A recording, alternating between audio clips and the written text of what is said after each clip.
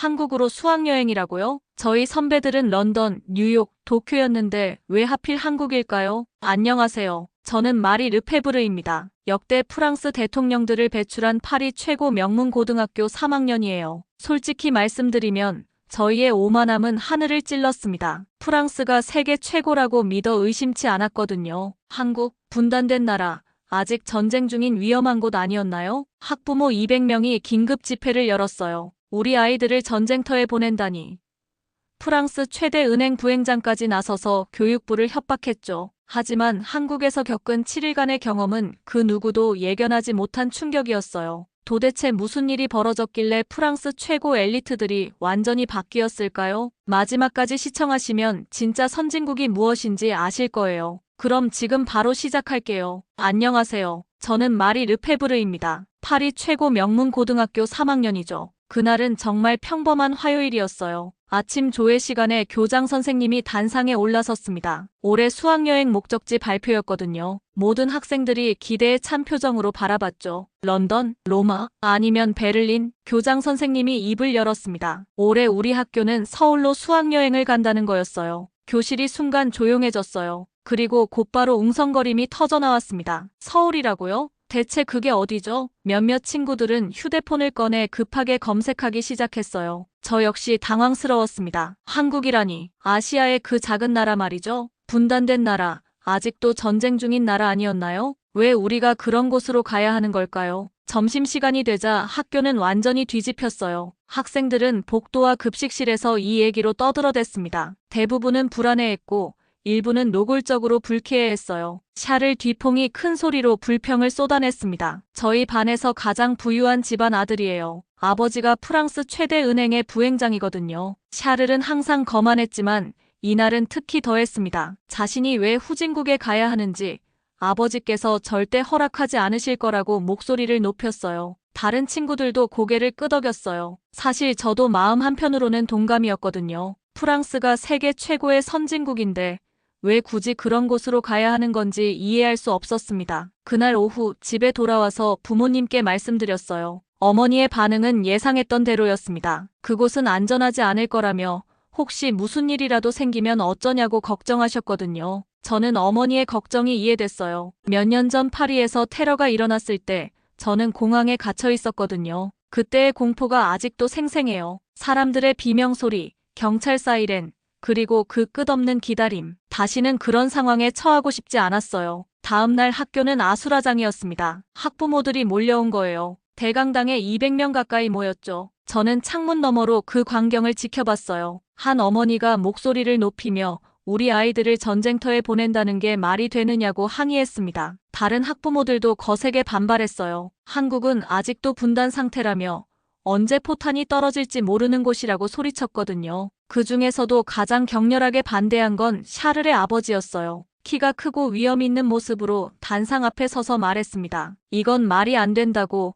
우리는 세계 최고 수준의 교육을 받는 학생들인데 왜 수준 낮은 나라로 보내려 하느냐고 따졌어요. 교장 선생님은 당황한 기색이었어요. 하지만 학부모들의 항의는 멈추지 않았습니다. 내일 당장 교육부에 항의 전화를 넣겠다며 이런 어처구니 없는 계획은 취소돼야 한다고 목소리를 높였거든요. 집회가 끝난 후에도 소란은 계속됐어요. 학부모들은 단체 채팅방을 만들어 서로 격려하며 반대 의견을 나눴습니다. 언론에도 연락했다는 소식이 들려왔어요. 저는 그 모든 상황을 지켜보며 복잡한 심경이었어요. 한편으로는 어른들의 걱정이 당연하다고 생각했지만 다른 한편으로는 뭔가 석연치 않는 기분도 들었거든요. 정말 한국이 그렇게 위험한 곳일까요? 그 밤 저는 침대에 누워 생각에 잠겼어요. 창밖으로 파리의 야경이 보였습니다. 에펠탑의 불빛이 반짝이고 있었죠. 이 아름다운 도시를 두고 왜 다른 곳으로 가야 하는 걸까요? 하지만 동시에 호기심도 생겼어요. 과연 서울이라는 곳은 어떨까요? 정말 어른들이 말하는 것처럼 후진적이고 위험한 곳일까요? 아니면 우리가 모르는 다른 모습이 있을까요? 그렇게 불안과 기대가 뒤섞인 채로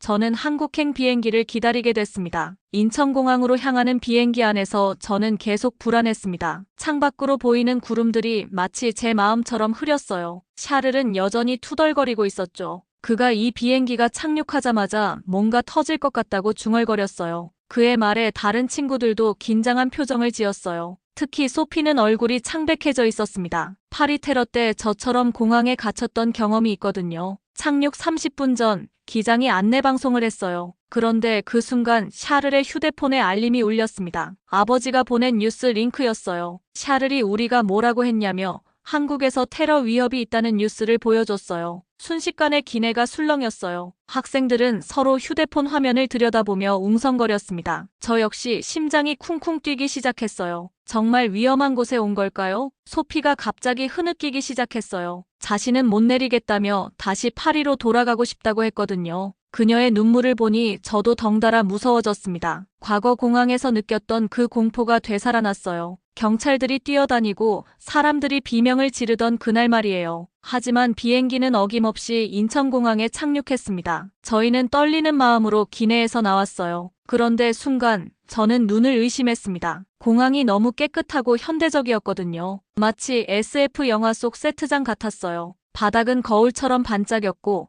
천장은 유리로 되어 있어서 자연광이 쏟아져 들어왔습니다. 알렉시스가 이게 정말 한국이냐며 중얼거렸어요. 평소 장난기 많은 친구인데 그마저도 입을 다물고 주변을 둘러봤거든요. 입국 수속을 위해 줄을 섰는데 로봇이 저희를 안내하더라고요. 프랑스어로 말하는 로봇이요. 저는 깜짝 놀라서 뒤로 물러섰어요. 로봇이 프랑스에서 온 학생들을 환영한다며 이쪽으로 따라오라고 했거든요. 로봇의 프랑스어가 너무 유창해서 소름이 돋았어요. 파리 공항에도 이런 로봇은 없었거든요. 입국 심사대에서는 더 큰 충격이 기다리고 있었습니다. 자동화 시스템으로 여권을 스캔하니까 단 몇 초 만에 처리가 끝나더라고요. 파리 공항에서는 항상 30분씩 줄을 서서 기다렸는데 말이에요. 짐을 찾으러 가는 길에 피에르가 이상하다고 말했어요. 뉴스에서는 테러 위협이 있다고 했는데 경계가 전혀 삼엄하지 않다는 거였죠. 정말 그랬어요. 공항 곳곳에는 경찰이 아니라 친절한 안내 직원들이 서 있었어요. 그들은 모두 웃는 얼굴로 저희에게 인사를 건넸습니다. 출구에 나서니 더욱 놀라운 광경이 펼쳐졌어요. 한국 학생들이 전통 의상을 입고 저희를 기다리고 있었거든요. 그런데 그들이 유창한 프랑스어로 환영 인사를 하더라고요. 그 중에서도 특히 눈에 띄는 학생이 있었어요. 수진이라고 자기소개를 하던 여학생이었죠. 발음이 파리 사람들보다도 더 정확했어요. 자신들이 우리의 버디가 될 거라며 서울에서의 일주일이 정말 특별한 경험이 될 거라고 확신한다고 했거든요. 한국 학생들이 준비한 환영 공연이 시작됐습니다. 전통 악기와 현대 음악이 어우러진 연주였어요. 공항 로비에 울려 퍼지는 선율이 정말 아름다웠습니다. 샤를조차 말문이 막힌 듯 했어요. 방금까지 후진국이라고 비웃던 그 입에서는 아무 말도 나오지 않았거든요. 공연이 끝나고 버스로 이동하면서 저는 창밖 풍경에 또 한 번 놀랐습니다. 고속도로가 말끔히 정비되어 있었고 건물들도 현대적이었어요. 특히 밤이 되면서 도시 전체가 네온사인으로 반짝이는 모습은 정말 장관이었습니다. 알렉시스가 파리보다 더 화려하다며 감탄했어요. 저도 동감이었습니다. 세느강 야경도 아름답지만 한강의 야경은 또 다른 매력이 있었거든요. 호텔에 도착해서 방에 들어가니 시설이 정말 좋았어요. 와이파이는 파리보다 훨씬 빨랐고 화장실에는 온갖 첨단 기능이 다 있었죠. 그날 밤 샤를의 아버지로부터 전화가 왔어요. 파리 언론에서 한국에 간 프랑스 학생들이 위험에 처해 있다는 기사를 냈다는 거예요. 아버지가 아들이 정말 괜찮은지 걱정된다고 물었지만 샤를은 대답을 망설였어요. 아버지가 보낸 그 테러 위험 뉴스가 가짜였다는 걸 깨달았거든요. 실제로는 한국이 전혀 위험하지 않았으니까요. 저는 침대에 누워 천장을 바라봤어요. 하루 종일 제가 봤던 것들이 머릿속을 스쳐갔습니다. 깨끗한 공항, 친절한 사람들, 유창한 외국어를 구사하는 학생들, 그리고 파리 못지않게 아름다운 도시 풍경. 정말 이곳이 어른들이 말하던 그 후진국이 맞나요? 아니면 저희가 뭔가 크게 잘못 알고 있었던 걸까요? 창밖으로 서울의 밤이 반짝이고 있었어요. 그 불빛들을 보며 저는 이상한 설렘을 느꼈습니다. 내일은 또 어떤 놀라운 일들이 기다리고 있을까요? 다음 날 아침, 저희는 서울의 한국제고등학교를 방문했습니다. 버스에서 내리자마자 저는 또 한 번 놀랐어요. 학교 건물이 저희 파리 명문고보다 훨씬 크고 현대적이었거든요. 피에르가 이게 정말 고등학교냐며 중얼거렸어요. 수학에서 늘 1등을 하는 친구답게 건물의 구조를 자세히 살펴보고 있었죠. 학교 정문을 지나자 더욱 놀라운 것들이 기다리고 있었어요. 넓은 중정에는 분수가 있었고 건물 곳곳에는 예술 작품들이 전시되어 있었습니다. 수진이 저희를 안내하며 설명했어요. 여기가 자신들 학교 수영장이라며 올림픽 규격으로 만들어졌다고 하더라고요. 실내 수영장이 있다니. 저희 파리 학교에는 체육관도 제대로 된 게 없었는데 말이에요. 샤를의 표정이 굳어지는 게 보였어요. 다음으로 안내받은 곳은 AI 학습실이었습니다. 학생들이 컴퓨터 앞에 앉아 각자 다른 언어로 공부하고 있었어요. 어떤 학생은 영어를, 어떤 학생은 중국어를, 또 어떤 학생은 독일어를 배우고 있었죠. 수진이 자신들은 개인별 맞춤형 AI 교육 시스템을 사용한다고 설명했어요. 각자의 수준과 속도에 맞춰서 공부할 수 있다는 거였죠. 그 말에 저희는 말문이 막혔어요. 프랑스에서는 아직 이런 시스템을 본 적이 없었거든요. 그런데 진짜 충격은 급식실에서 받았습니다. 무료 급식이라고 하더라고요. 그것도 뷔페식으로 원하는 만큼 먹을 수 있다는 거예요. 알렉시스가 정말 공짜냐며 믿을 수 없다는 표정으로 물었어요.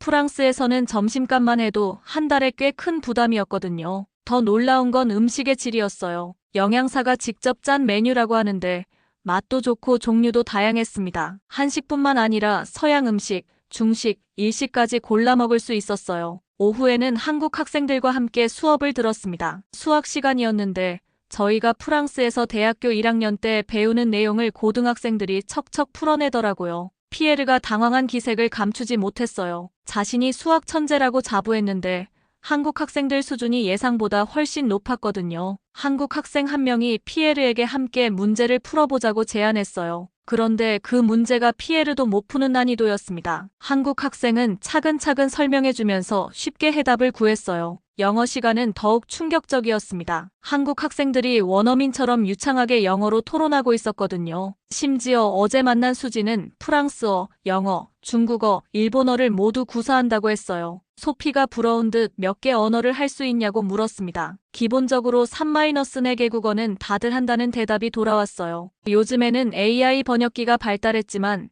직접 소통하는 게 더 좋다는 거였죠. 그 말에 저희는 부끄러워졌어요. 대부분의 프랑스 학생들은 영어도 제대로 못했거든요. 방과 후에는 한국 학생들의 동아리 활동을 구경했습니다. 로봇 제작부, 드론 조종부, 3D 프린팅부 등 첨단 기술을 다루는 동아리들이 많았어요. 로봇 제작부에서는 학생들이 직접 만든 로봇이 춤을 추고 있었습니다. 그 정교한 움직임에 저희는 넋을 잃고 바라봤어요. 이것도 학생들이 만든 거냐고 물으니 전국 로봇 경진대회에서 1등을 했다는 자랑스러운 대답이 돌아왔어요. 한국 학생의 자랑스러운 대답에 저희는 할 말을 잃었습니다. 음악실에서는 더욱 놀라운 광경이 펼쳐졌어요. 학생들이 전통 악기와 현대 악기를 함께 연주하며 퓨전 음악을 만들고 있었거든요. 자신들이 직접 작곡한 곡이라며 다음 주 교내 콘서트에서 공연할 예정이라고 하더라고요. 그들의 실력은 정말 프로급이었어요. 저희 파리 학교의 음악부와는 차원이 달랐습니다. 하루 종일 학교를 둘러보며 저는 점점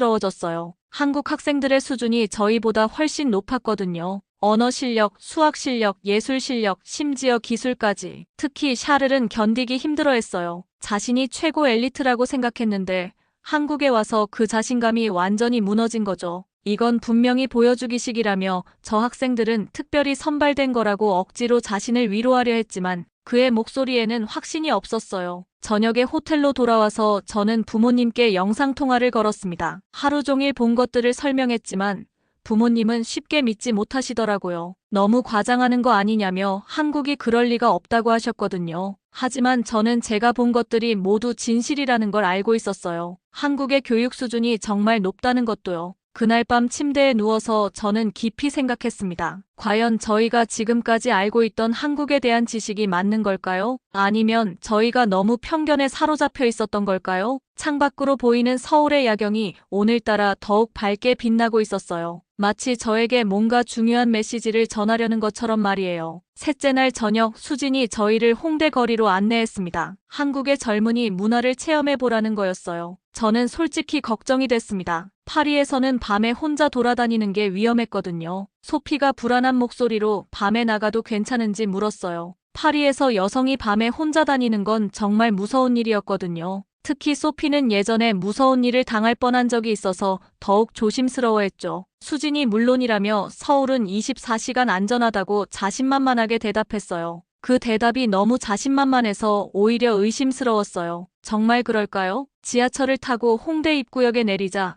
완전히 다른 세상이 펼쳐졌습니다. 거리 곳곳에서 버스킹 공연이 열리고 있었고 사람들이 자유롭게 돌아다니고 있었어요. 가장 놀라운 건 여성들이었습니다. 어린 여학생부터 할머니까지 모두 편안한 표정으로 거리를 걸어다니고 있었거든요. 심지어 혼자 다니는 여성들도 많았어요. 알렉시스가 한 모퉁이를 가리키며 저기를 보라고 했어요. 경찰관이 시민과 웃으며 이야기하고 있었거든요. 파리에서는 경찰을 보면 긴장부터 했는데 여기서는 완전히 분위기가 달랐어요. 저희는 거리를 걸으며 구경했습니다. 카페마다 젊은이들이 늦은 시간까지 공부하거나 수다를 떨고 있었어요. 누구도 주변을 경계하지 않았고 모두 자연스럽고 편안해 보였습니다. 피에르가 정말 신기하다며 감탄했어요. 밤 10시가 넘었는데도 이렇게 평화로울 수가 있냐는 거였죠. 파리에서는 해가 지면 분위기가 확 달라지거든요. 특히 지하철역 근처는 정말 위험했죠. 그때 갑자기 소피가 눈물을 흘리기 시작했어요. 저희가 왜 그러냐고 물었더니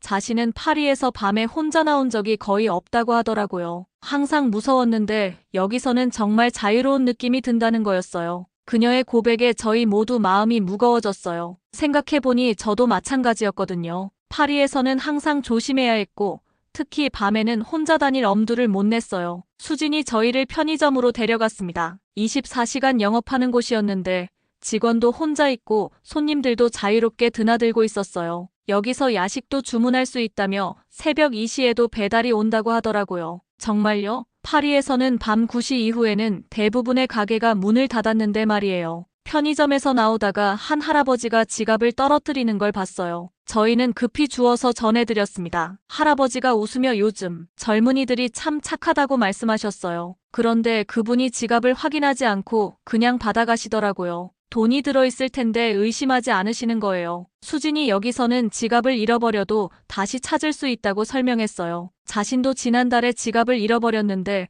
경찰서에서 연락이 와서 찾았다는 거예요. 그 말에 저희는 깜짝 놀랐어요. 파리에서 지갑을 잃어버리면 절대 못 찾는다고 생각했는데 말이에요. 거리를 더 걸어가니 한 모퉁이에서 길거리 공연이 열리고 있었어요. K-팝 댄스 공연이었는데 관객들이 질서정연하게 동그라미를 만들어 구경하고 있었습니다. 알렉시스가 놀란 목소리로 말했어요. 저기를 보라며 사람들이 줄도 안 서는데 자연스럽게 질서를 지키고 있다는 거였죠. 정말 그랬어요. 누가 시키지 않았는데도 모두가 질서를 지키고 있었거든요. 공연이 끝나자 사람들이 박수를 치며 자연스럽게 흩어졌어요. 쓰레기 하나 남기지 않고 말이에요. 늦은 밤 저희는 한강공원으로 갔습니다. 밤 11시가 넘었는데도 사람들이 운동을 하고 있었어요. 조깅하는 사람, 자전거 타는 사람, 벤치에 앉아 이야기하는 연인들까지. 피에르가 파리 센느강 야경도 예쁘지만 한강은 또 다른 매력이 있다고 했어요. 저도 동감이었어요. 강 건너편으로 보이는 마천루들의 불빛이 물에 반사되어 정말 아름다웠거든요. 그때 갑자기 샤를이 말했어요. 인정하기 싫지만 여기가 파리보다 안전한 것 같다고 했거든요. 그의 고백에 저희 모두 고개를 끄덕였어요. 정말 그랬거든요. 호텔로 돌아가는 길에 택시를 탔는데 기사님이 정말 친절하셨어요. 목적지를 잘못 알려드렸는데도 웃으며 다시 데려다 주셨거든요. 추가 요금도 받지 않으시면서 한국에 온 걸 환영한다며 좋은 추억 많이 만들고 가라고 하셨어요. 그날 밤 호텔방에서 저는 오랫동안 잠들지 못했어요. 하루 종일 경험한 것들이 머릿속을 맴돌았거든요. 파리에서는 자유롭다고 생각했는데 실제로는 항상 두려움 속에 살고 있었던 건 아닐까요? 진짜 자유는 두려움 없이 거리를 걸을 수 있는 것. 밤늦게도 안전하게 돌아다닐 수 있는 것이 아닐까요? 창밖으로 서울의 불빛들이 여전히 반짝이고 있었어요. 그 빛들이 마치 안전함을 상징하는 것처럼 느껴졌습니다. 이곳에서는 정말 누구나 자유롭게 살 수 있구나 하는 생각이 들었어요. 넷째 날 오후 수진이 저희를 명동으로 데려갔습니다. 한국의 길거리 음식을 체험해보자는 거였어요. 저는 솔직히 별 기대를 하지 않았습니다. 길거리 음식이라니 위생도 걱정되고 맛도 의심스러웠거든요. 명동 거리에 나서자 완전히 다른 세상이었어요. 거리 곳곳에서 음식 냄새가 솔솔 풍겨왔고 사람들이 줄을 서서 기다리고 있었습니다. 수진이 저기가 떡볶이 집이라며 한국 학생들이 제일 좋아하는 간식이라고 설명했어요. 가리킨 곳에는 정말 긴 줄이 있었어요. 빨간 소스에 떡이 끓고 있는 모습이 보였는데 매워 보이긴 했지만 맛있어 보이기도 했어요. 알렉시스가 호기심 어린 표정으로 한번 먹어보자고 제안했어요. 저희는 줄을 서서 기다렸습니다. 그런데 신기한 건 줄을 서 있는 사람들이 전혀 짜증내지 않는다는 거였어요. 오히려 즐거워하는 것 같았습니다. 드디어 떡볶이를 받아들고 맛을 봤는데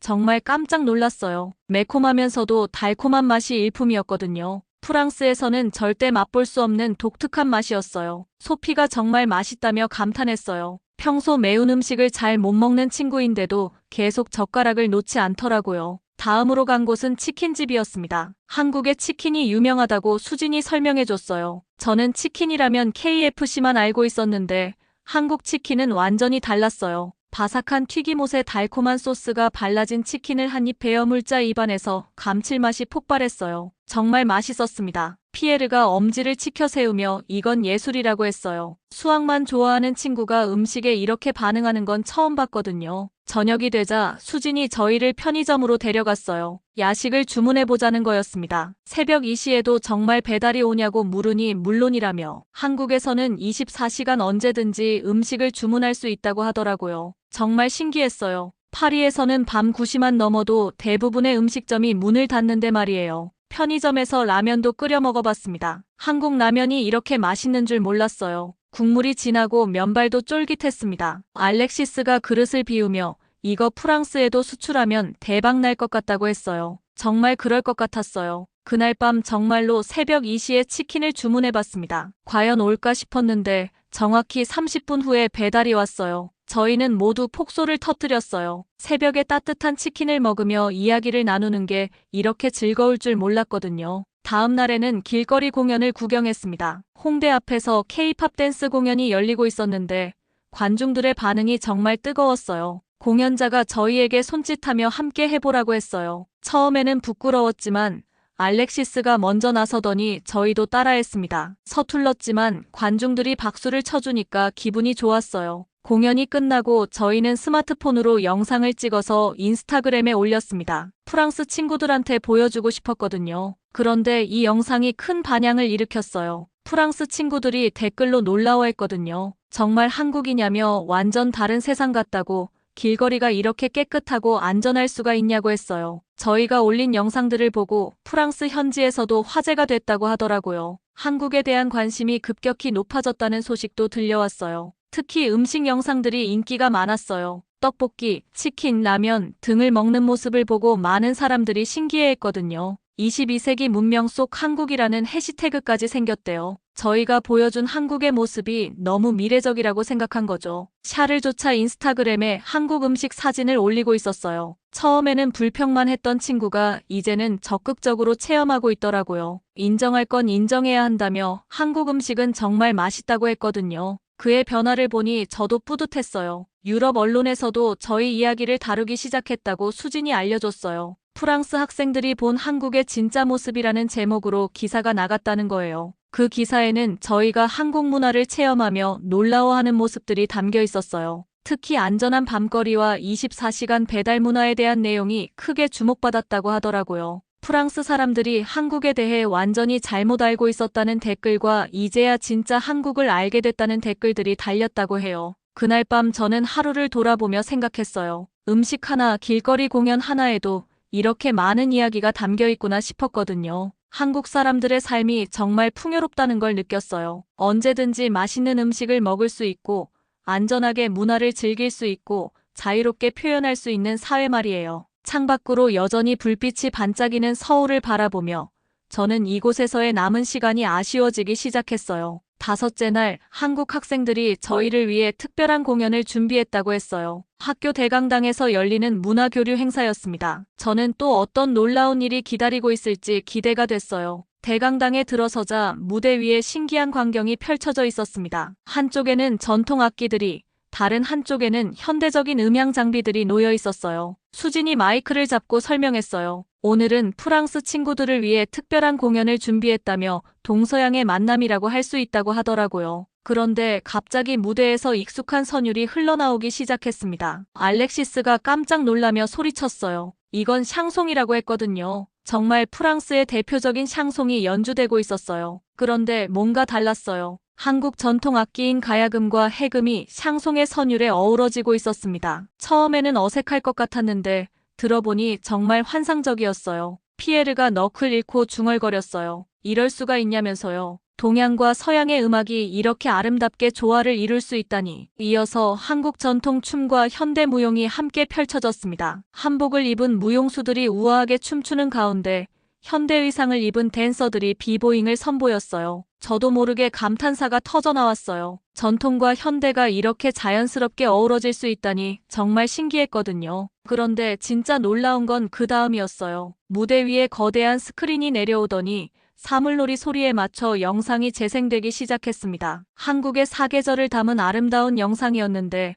거기에 프랑스 파리의 모습도 함께 나타났어요. 에펠탑과 경복궁이, 세느강과 한강이 하나의 화면 속에서 조화를 이루고 있었습니다. 소피가 눈을 반짝이며 우리나라도 나온다고 했어요. 정말 감동적이었어요. 두 나라의 문화가 이렇게 아름답게 융합될 수 있다니. 공연의 클라이맥스는 한강에서 펼쳐지는 드론쇼였습니다. 버스를 타고 한강공원으로 이동했는데 해가 지면서 하늘이 어두워지자 갑자기 수백 개의 드론이 하늘로 올라갔어요. 처음에는 작은 빛점들이었는데 점점 모양을 만들어 가더라고요. 먼저 한글로 환영합니다라는 글자가 나타났고 이어서 프랑스어로 비앙분이가 떠올랐어요. 하늘에 에펠탑 모양이 그려지자 저희는 모두 기립박수를 쳤어요. 정말 믿을 수 없는 광경이었거든요. 이어서 한국의 전통 문양들이 하늘에 펼쳐졌어요. 태극 문양, 무궁화, 한복의 곡선미까지 모든 게 너무 아름다웠습니다. 마지막에는 두 나라의 국기가 나란히 떠오르며 하트 모양을 만들었어요. 그 순간 저는 눈물이 날 것 같았어요. 샤를조차 감동한 목소리로 중얼거렸어요. 이건 정말 예술이라고 했거든요. 평소 냉소적이던 친구가 이렇게 반응하는 걸 보니 정말 놀라웠어요. 드론쇼가 끝나고 저희는 한강 둔치에 앉아 이야기를 나눴습니다. 한국 학생들이 준비해온 간식을 나눠 먹으며 문화에 대해 깊이 있는 대화를 했어요. 수진이 문화는 경쟁하는 게 아니라 함께 만들어가는 거라고 했어요. 저희 모두 고개를 끄덕였어요. 정말 그랬어요.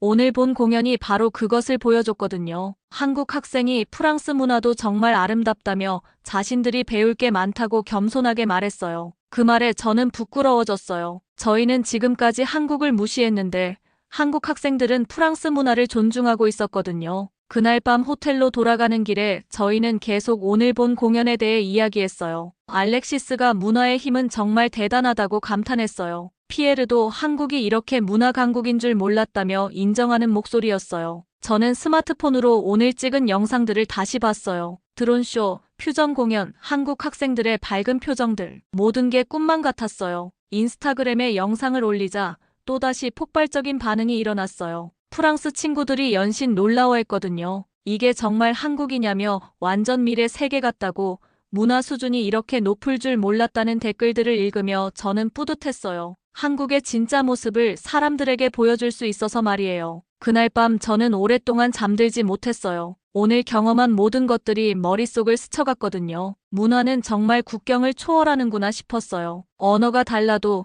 피부색이 달라도 아름다운 것을 보면 모두가 감동하는 건 똑같잖아요. 한국 학생들이 보여준 것은 단순한 공연이 아니었어요. 서로 다른 문화를 존중하고 화합하는 방법이었죠. 창밖으로 보이는 서울의 야경이 오늘따라 더욱 의미 있게 느껴졌어요. 이 도시에는 정말 특별한 힘이 있는 것 같았거든요. 전통을 지키면서도 미래를 향해 나아가는 그런 힘 말이에요. 앞으로 이틀밖에 남지 않았다는 게 정말 아쉬웠어요. 더 많은 걸 보고 싶고 더 많은 걸 배우고 싶었거든요. 여섯째 날 아침, 저희는 마지막 학교 방문을 했습니다. 그런데 이상하게도 샤를의 표정이 어두웠어요. 며칠 동안 조금씩 변하는 듯 했는데 오늘은 다시 처음처럼 불쾌해 보였거든요. 점심시간에 샤를이 갑자기 말했어요. 정말 이 모든 게 진짜라고 생각하냐는 거였죠. 알렉시스가 무슨 말인지 되물었습니다. 샤를이 이 모든 게 보여주기식이라고 주장했어요. 우리를 속이려고 일부러 꾸며놓은 거라며 진짜 한국은 분명 다를 거라고 했거든요. 그의 말에 저희는 당황했어요. 지난 며칠 동안 직접 본 것들이 모두 가짜라는 건가요? 소피가 그런 말 하지 말라고 반박했어요. 우리가 직접 본 걸 어떻게 가짜라고 하냐는 거였죠. 샤를의 목소리에는 확신이 있었어요. 생각해보라며 우리가 온다는 걸 미리 알고 있었으니 당연히 좋은 것만 보여주려고 했을 거라고 했거든요. 마치 자신의 주장을 스스로 납득시키려는 것처럼 들렸어요. 피에르가 논리적으로 따졌어요. 그렇다면 공항은, 지하철은, 24시간 편의점은 그것도 다 연출이냐고 했죠. 샤를은 물론이라며 우리가 가는 곳마다 미리 준비해놨을 거라고 주장했어요. 저는 샤를의 말을 듣고 있자니 답답했어요. 그가 현실을 받아들이지 못하는 게 보였거든요. 그때 수진이 다가와서 무슨 일인지 물었어요. 샤를이 시큰둥하게 아무것도 아니라고 대답했어요. 수진이 혹시 한국에 대해 의문이 있으면 언제든 물어보라고 친절하게 말했지만 샤를은 콧방귀를 뀌었어요. 오후에 저희는 자유시간을 가졌습니다. 각자 원하는 곳을 구경할 수 있는 시간이었죠. 그런데 샤를이 갑자기 제안했어요. 우리끼리만 돌아다녀 보자며 한국 학생들 없이 말이에요. 저희는 샤를의 제안을 따라 혼자서 서울 거리를 돌아다녔어요. 샤를은 뭔가 허점을 찾으려는 듯 했거든요. 지하철을 타고 이곳저곳을 다녔는데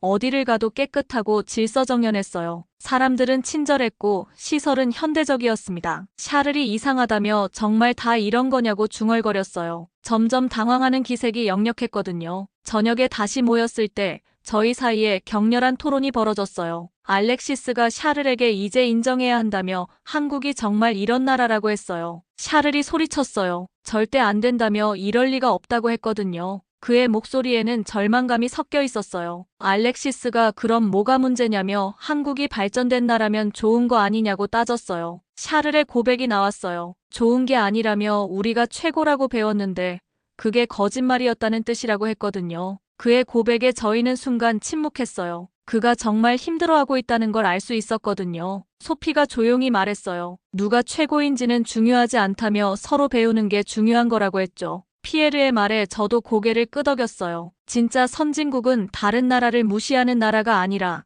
시민들이 안전하고 행복하게 사는 나라라고 했거든요. 그때 갑자기 교장 선생님이 화상통화로 등장했어요. 예정에 없던 일이어서 저희는 모두 놀랐습니다. 교장 선생님이 학생들이 잘 지내고 있는지 물으셨어요. 저희가 네라고 대답하자 사실 우리에게 말할 게 있다고 하셨어요. 이번 수학여행은 처음부터 계획된 일이었다는 거였죠. 저희가 무슨 말씀인지 물었어요. 교장 선생님이 설명하셨어요. 교육부에서 우리에게 특별한 교육을 시키고 싶어 했다는 거예요. 바로 편견 없이 세상을 바라보는 눈을 기르는 교육이었죠. 저희는 모두 충격받았어요. 학부모들의 반대도 예상했던 일이고 우리의 놀라움도 계산 안에 있었다고 하셨어요. 진짜 교육은 교실에서 배우는 게 아니라 직접 경험하는 거라고 했거든요. 교장 선생님의 말에 저희는 할 말을 잃었어요. 이제 알겠냐며 프랑스가 최고라는 생각, 다른 나라는 못한다는 편견들이 얼마나 위험한지 말이라고 하셨어요. 샤를의 얼굴이 창백해졌어요. 우리는 세계 시민이 되어야 한다며 겸손하게 배우고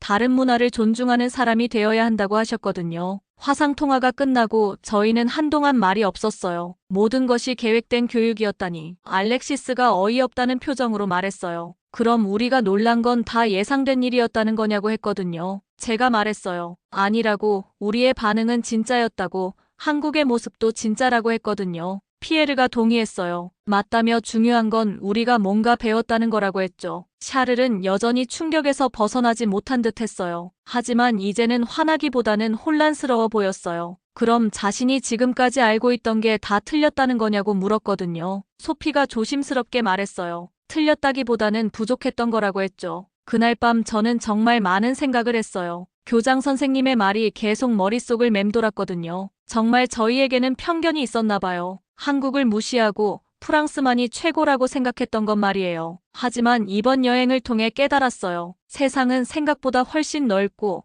배울 게 많다는 걸 말이에요. 창밖으로 마지막 밤에 서울이 보였어요. 내일이면 프랑스로 돌아가야 하는데 정말 아쉬웠어요. 더 많은 걸 보고 싶었거든요. 마지막 날 아침, 저희는 인천공항으로 향했습니다. 일주일 전 처음 도착했을 때와는 완전히 다른 마음이었어요. 그때는 불안하고 두려웠는데 이제는 떠나기 싫었거든요. 수진과 한국 친구들이 배웅을 나왔어요. 작별 인사를 나누며 저는 눈물이 날 뻔했습니다. 제가 정말 고마웠다며 친구들 덕분에 많은 걸 배웠다고 했어요. 수진이 자신들도 즐거웠다며 꼭 다시 만나자고 했거든요. 저희 모두 고개를 끄덕였어요. 정말 다시 만나고 싶었거든요. 비행기에 오르며 저는 창밖으로 서울을 바라봤어요. 일주일 전만 해도 후진국이라고 생각했던 그 도시가 이제는 그리울 것 같았어요. 알렉시스가 진짜 꿈만 같았다고 중얼거렸어요. 저도 동감이었어요. 12시간 비행 끝에 파리에 도착했는데 순간 충격을 받았어요. 공항 시설이 낡아 보였거든요. 한 주 전에는 전혀 느끼지 못했던 건데 말이에요. 입국 심사에서 30분을 기다려야 했어요. 인천공항에서는 몇 초 만에 끝났는데 말이에요. 소피가 어째서 이렇게 오래 걸리냐며 투덜거렸어요. 저희 모두 같은 생각이었거든요. 짐을 찾는 곳도 어수선했어요. 직원들의 서비스도 한국만큼 친절하지 않았고요. 피에르가 뭔가 이상하다며 고개를 갸웃거렸어요. 공항에서 나와 지하철을 타는데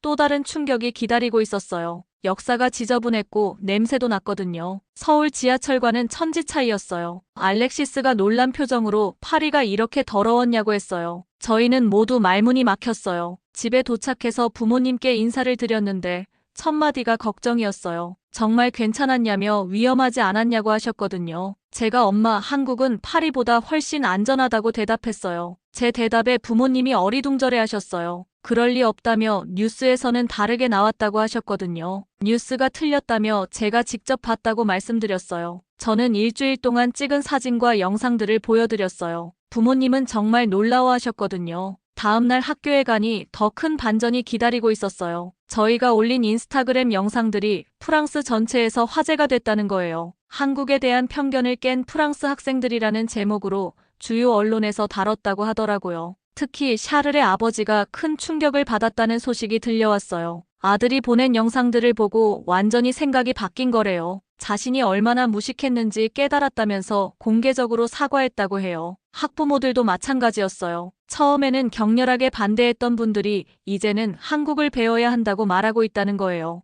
우리 아이들이 한국에서 진짜 교육을 받고 왔다는 반응과 이제야 세계가 어떻게 돌아가는지 알겠다는 반응들이 쏟아졌어요. 프랑스 교육부에서도 움직이기 시작했어요. 한국의 디지털 교육 시스템을 연구하겠다고 발표했거든요. 한국의 교육 혁신을 배우자는 캠페인까지 시작됐다고 해요. 샤를은 완전히 변한 사람이 됐어요. 한국어를 배우기 시작했고 한국 대학교 교환학생 프로그램에 지원하겠다고 했거든요. 자신이 얼마나 우물안개굴이었는지 깨달았다는 고백을 들으니 저도 마음이 뭉클했어요. 저 역시 큰 변화를 겪었어요. 한국어 공부를 시작했고 한국 문화에 대해 더 알아보기 시작했거든요. 특히 한국의 안전한 사회에 대해 깊이 생각하게 됐어요. 정말 진보적인 사회가 뭔지 깨달았거든요. 몇 주 후 프랑스 언론에서 저희를 인터뷰하자고 했어요. 편견을 깬 학생들이라는 제목의 다큐멘터리를 만든다는 거였어요. 기자가 한국에 가기 전과 후 가장 큰 변화는 뭔지 물었어요. 저는 이렇게 대답했어요. 진짜 선진국이 뭔지 깨달았다고 했거든요.